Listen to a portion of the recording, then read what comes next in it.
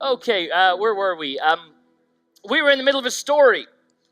And the story that we were in the middle of started last Sunday, although some would say it started 30 Christmases before. But this story started when this king arrived in Jerusalem, but he came in on a donkey. And this was a kind of vision of a new world, of a new creation that might just be growing in our midst. This new creation that might change the way that the world works. Because the world seems to be stuck on a particular cycle, and it's always going the same way. So hope starts to rise. But how quickly hope can be high and then low. One moment we're excited. The hope is high. Has the new king come? But Sunday very quickly turns to Thursday, and Thursday very quickly turns to Friday. And now the hope that we had is hanging on a cross. And then we enter this long, dark weekend, where if we're honest, if we really embed ourselves into this story, we can only assume that death has spoken, as death always seems to do. That death has spoken. Death has announced its verdict on this Jesus. Death has had the last word. And we find ourselves in this dark Saturday. But the story of Easter constantly reminds us that death does not have the last word. Death does have a word. It's permitted that. Death is given one word. It's not the last word, however. In fact, it's a word that even lets us know it's not the most important word. The word that death has is the word until. But Jesus is dead. God is dead. Philosophers talk about this today as if it's some new revelation of the modern world that we realize God is dead. But Christians had a moment in the life of Jesus, in the life of this story around the cross, where they stood and realized Jesus is dead. Can we imagine that? Death is hard for us to imagine. Something that's so common to us, something that's so familiar to us. But if you try and imagine your own death, do you notice how impossible it is? All you start doing is imagining yourself somewhere else. You're not dead, you've just moved. It's like a slightly more permanent vacation. And which is why when we face death, we don't really know what to do with it, because in all of our best attempts to imagine this, we fail. But we know it's terrifying, it's terrible, and it's common. And when we find ourselves, and this is true of every human in the world, when we find ourselves in the place of death, something beats inside of us that says this is wrong.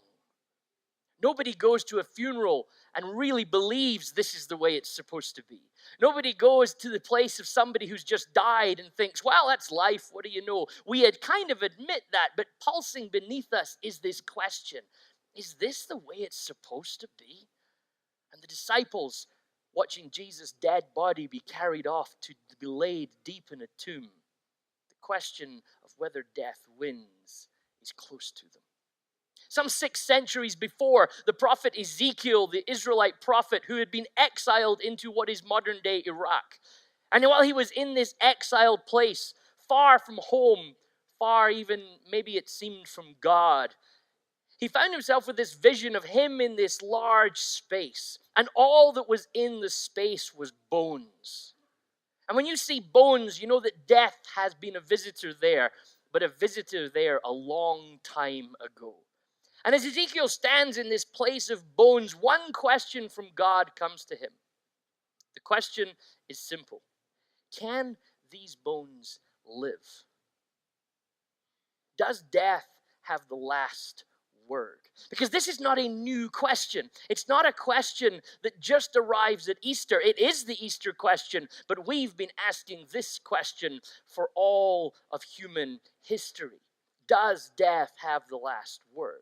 Can these bones live? Every generation in human history has asked this question. 100 years ago this year, this First World War ended with devastation and destruction beyond what we had seen before as humans. And faith was at an all-time low, because is this really the way the world is? And yet not many years after that, we had a Holocaust.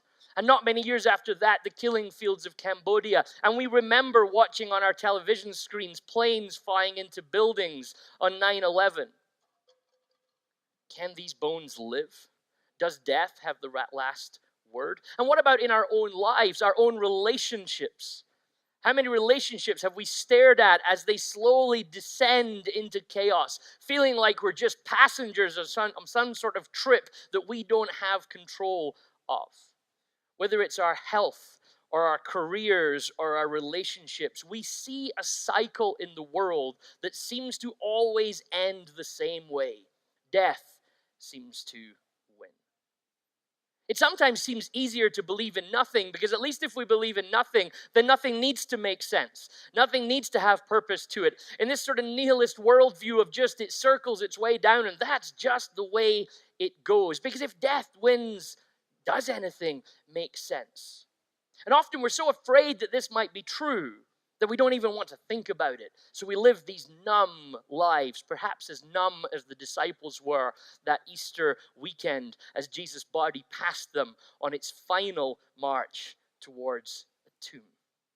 Because if cancer or car accidents or caskets really win, I'm not sure I can cope with that world. Because there's something in me that thinks that surely isn't right. And yet here we are on Easter morning saying Christ is risen.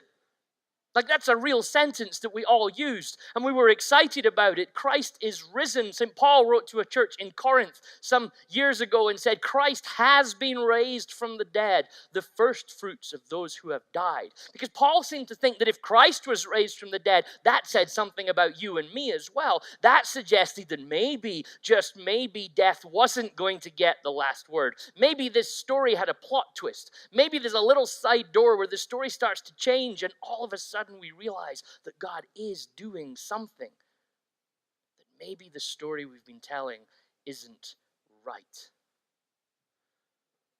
This story is defined in so many ways throughout history by the church. We opened our service this morning with an allusion to the creeds of the apostles. We believe in Jesus, we said, born of the Virgin Mary, suffered under Pontius Pilate, was crucified, dead, and buried. And then the creed says he descended into hell, which is kind of intense language for a Sunday morning.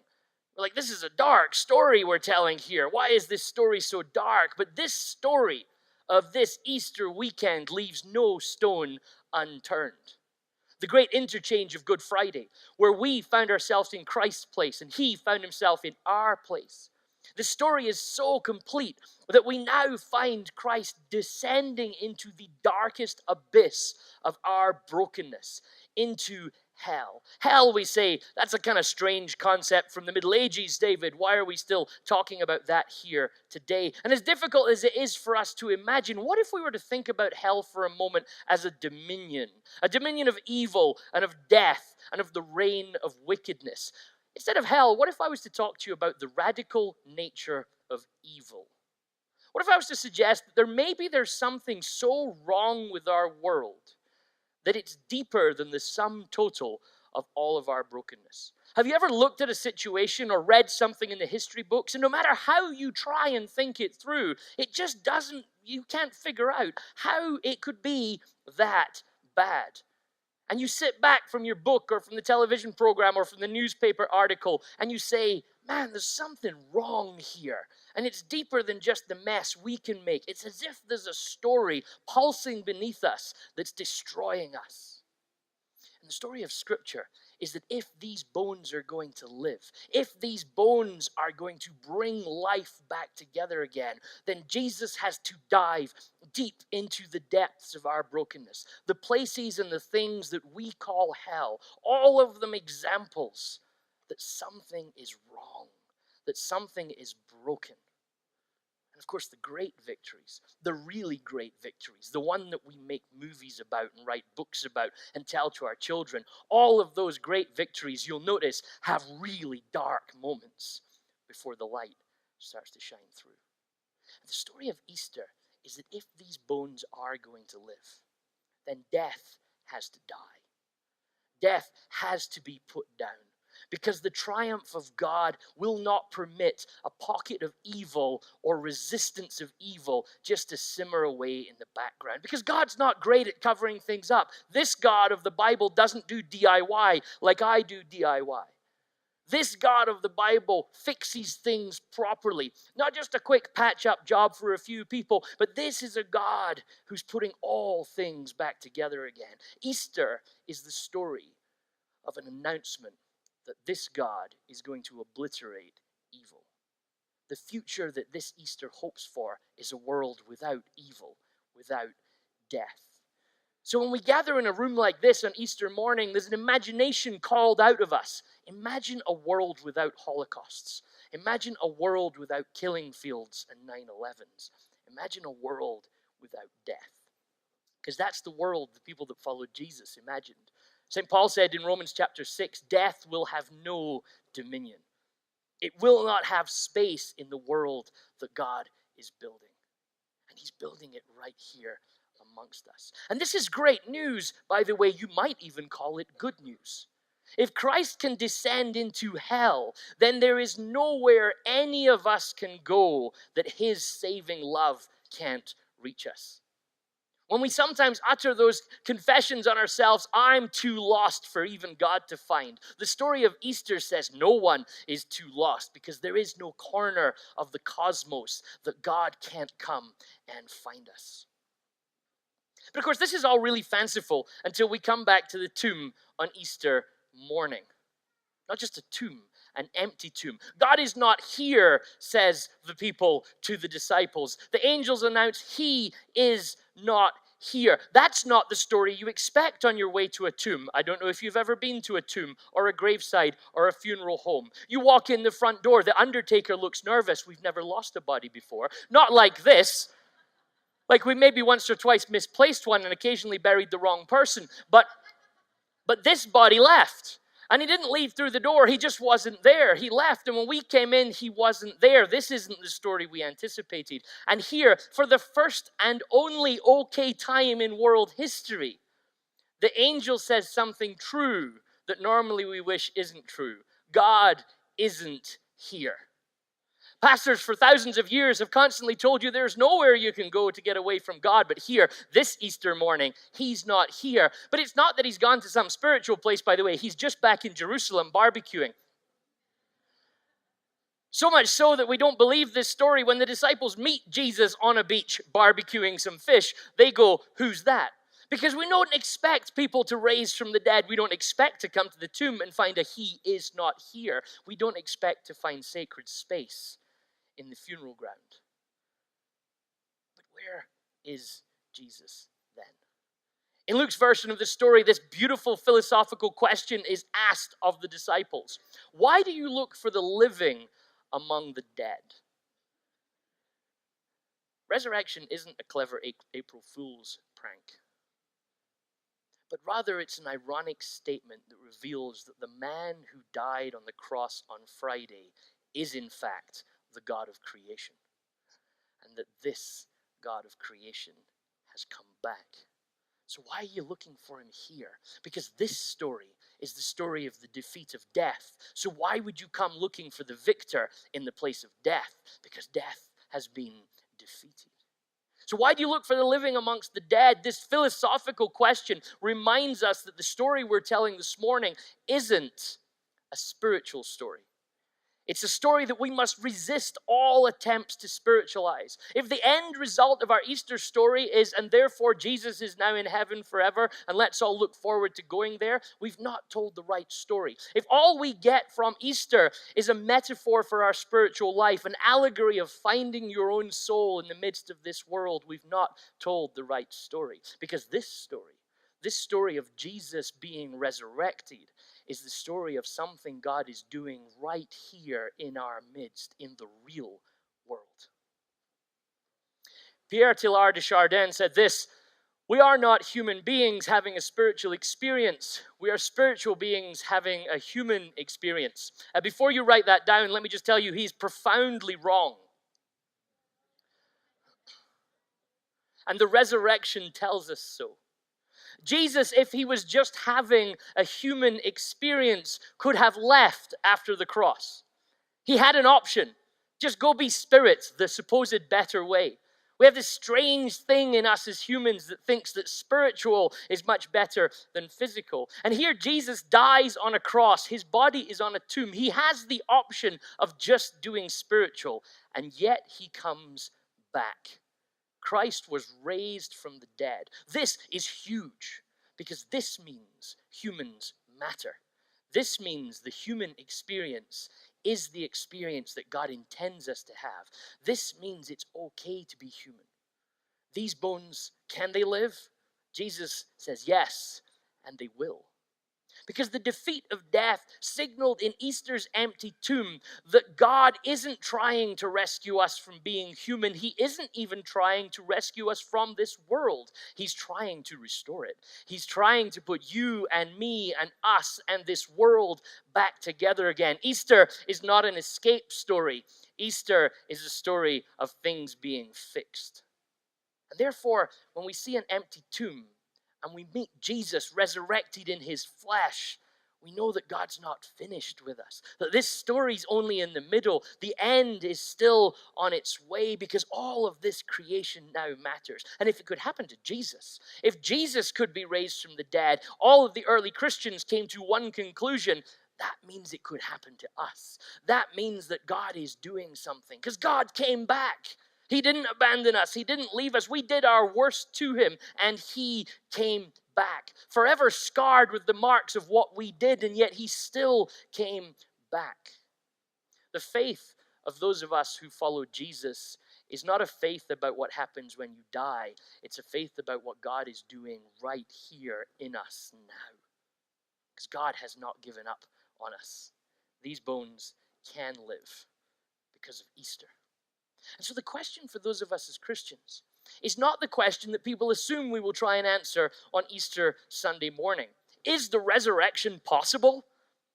This is the question we get so tied up in trying to answer, but that's actually not the question of the church. The question of the church is, without the resurrection, is anything possible? We don't look at the world and try and figure out resurrection. We look at resurrection and try and figure out the world. Because God is doing something in us, something different in us. Friedrich Nietzsche, famous philosopher, argued that the problem with Christians was that they were so focused on the supernatural and a future somewhere else that they saw no value in the world.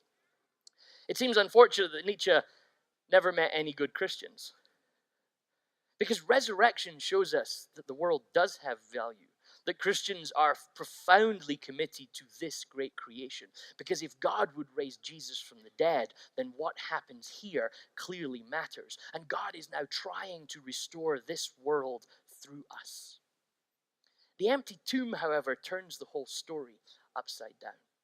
The way we ordinarily tell stories and the way we ordinarily plan for the future as humans is we look at the past. And based on what we've seen in this past, as we look back into what's gone on, we take what was and we use that as our map for what is now.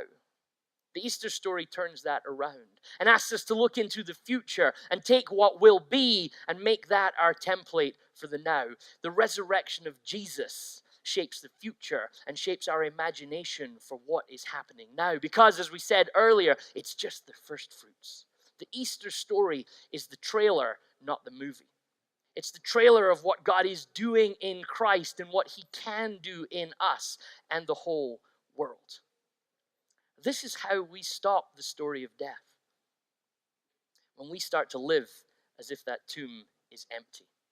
When we start to live as if every aspect of this universe matters. From how we treat one another to how we do our taxes, we have the opportunity to live out the resurrection of Jesus. To live out this empty tomb and say what happens here matters. The call on people who follow this Jesus who was raised from the tomb on Easter Sunday is a call to ask, what kind of world would people like to live in? And let's join God in making that world, in shaping that creation. Can these bones live? The answer for the followers of Jesus is yes, because the tomb is empty and we can bring life here. Perhaps there's more that can live than we first realized. Resurrection was God's yes when everyone else said no. The world said no to Jesus and hung him on a cross. The world said no to his message and put him in a tomb. And God, because God's never been overly interested in the majorities, God said, well, it doesn't matter what everyone else thinks. I say yes. What are we saying no to that God might be saying yes to? What are we saying no to that God might say yes to? What bones have we said are dead that God looks at and says, nah, they're waiting right now to come back? Maybe as you drive through particular neighborhoods, you write those neighborhoods off in your mind. There's no hope there. Maybe you look at particular relationships and say, it's the end of the road for them. Maybe you look at situations in your life and say, there's nothing can be done here to fix this. The story of Easter is don't write things off too quickly. The story of Easter is don't look at a tomb with a dead body on it and a stone in front of it and a Roman soldier standing nearby and a seal of Caesar saying, do not enter. Don't look at that as the end of the story, because God looks at that and says, that's just the middle of this story. There's a whole host, a lot of fun we're going to have here yet. Too quickly, we as humans say no when God is saying yes. If it's anything other than death that you let win, we're not telling the Easter story. John Donne some years ago wrote these profound words. Death, be not proud, though some have called thee. One short sleep past, we wake eternally, and death shall be no more. Death, thou shalt die. You know, we might not know how these bones live. This story might call out faith from us that we don't yet have.